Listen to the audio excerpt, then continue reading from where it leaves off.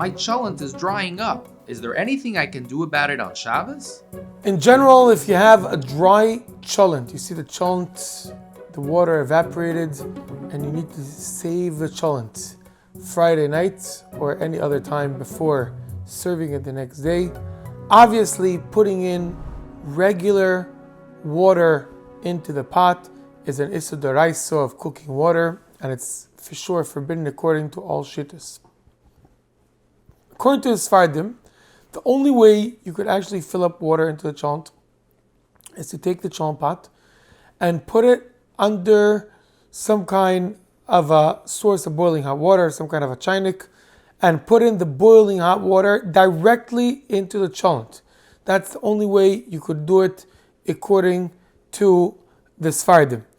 According to the Ashkenazi poskim, you could take the water with a vessel. Obviously, you can't fill it up when the cholent is on the fire, when it's on the blech. You remove the cholent from the blech with the regular conditions of how to remove it off the blech without losing the first original way of placing the cholent on the blech, meaning you take it from the blech, you keep your hand on it, you don't put it totally on the surface, for sure not on the floor. You keep your hand on it, and then you could take another vessel, take the water, as long as the water is boiling hot, and pour it into the cholent.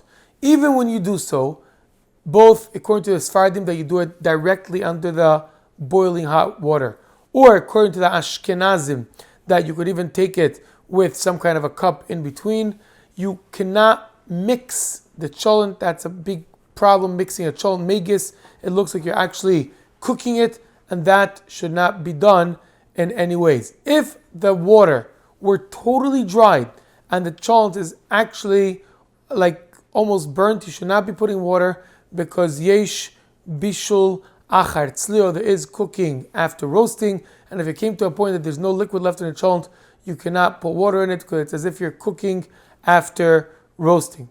After putting the water inside, again, if you're Sephardi, directly the water going in, or Ashkenazi, even with a vessel in between, it's better to cover the cholent pot when the cholent pot is away from the blech. Again, remember, with your hand holding on to the pot, you should be covering it and only then putting it back on the blech, because it could be, according to some poskim, a problem of covering the cholent pot while it's on top of a hot source, top of a blech. It looks like it's a type of mixing. We have to remember just one more thing, that if somebody takes a knob of a chainik, of a hot water source, and you pour it on top of the cholent, the steam of the cholent, if the cholent is fleshik, may connect and go in to the source of water and make the water not pareve anymore.